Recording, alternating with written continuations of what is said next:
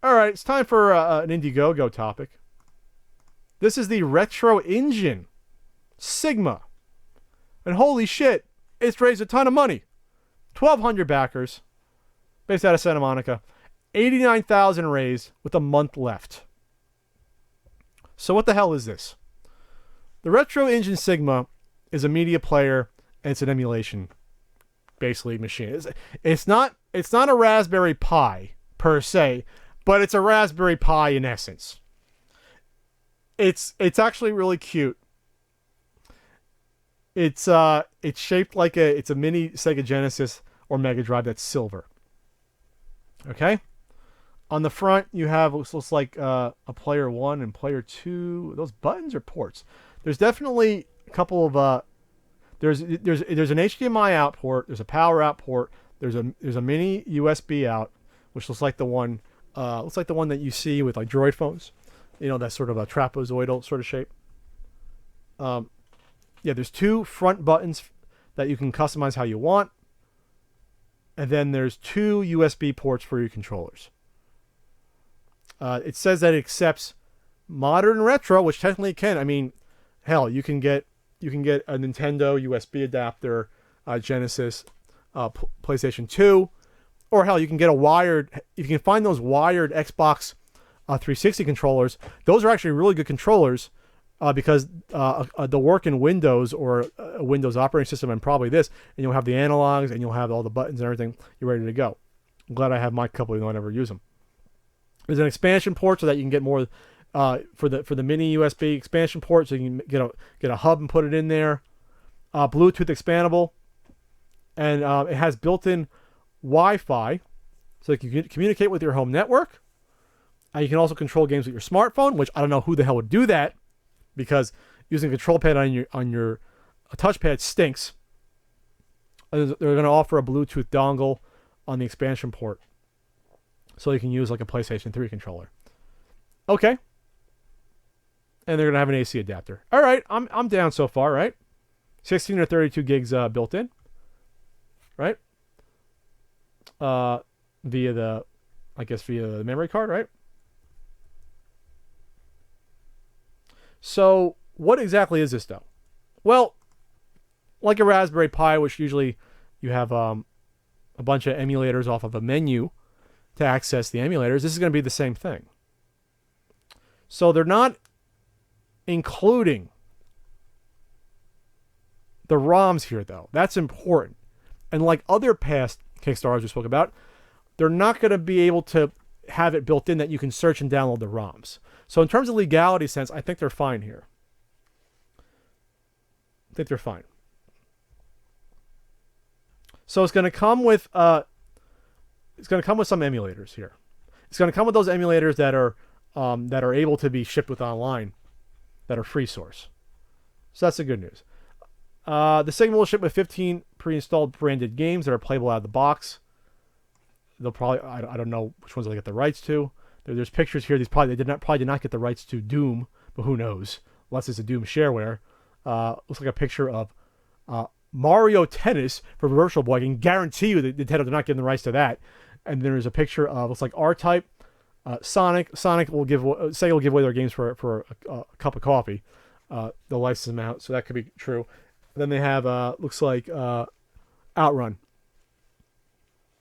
So our plug and play installer will give you the choice to download, configure, and install additional emulators from public sources and repositories controlled by your smartphone or tablet. That's a pretty cool idea. This is as easy as selecting the option during the initial setup of the system and will allow you to play thousands of additional ROMs, asterisks, that can be easily installed onto the system with a web browser or by using the micro SD adapter, which I guess will be 16 or 32 gigs compatible. That's what that little symbol was before. Your smartphone will also be usable as a keyboard and even as an additional game controller. See, that appeals to me more. Using it as a keyboard. That's a cool idea. That's really cool. The following gaming systems can be enabled. Amstrad, which is a computer in Europe that no one in the US had. Atari 2600, 7800, Atari ST, Game Boy, Game Boy Advance, Game Boy Color, Game Gear, Lynx, a MAME, which is the Multi-Arcade Machine Emulator. MSX, Nintendo 64, NES, Neo Geo, Neo Geo Pocket for Ian, Neo Geo Pocket Color for Ian, PC Engine, Commodore 64, PlayStation, SG-1000, Super Nintendo, 32X, Sega CD, Genesis, Master System, Vectrex, and the good old Timex Sinclair. So, do I think this is a good idea from the start? Well, first off, let's look at the asterisks and what they say by that, about warning people. A ROM is a digital copy of an individual game program that was originally running on arcade machines, consoles, or older home computers. A ROM can normally be run on the system it was originally designed for. ROM usage. If you decide to install the additional emulator pack to enable the system to run game backups from older systems, the legality of using such ROMs depends on your country's laws and additional circumstances, blah, blah, blah, blah. Basically, that's them covering their ass saying, we're not going to give you the ROMs to put on the system or make it easy for you to find them out of the menu, but you can download them yourself, put them on, which is what everyone's going to be fucking doing when they get this machine. So this is on Indiegogo, probably because they're a little bit more laissez-faire when it comes to this stuff. Again, I think this is totally legal, this product. Whether or not the quality stands up, I don't know. Built-in 4K support. Media player built in. A lot of these Raspberry Pi types of systems have these built in. Tech specs.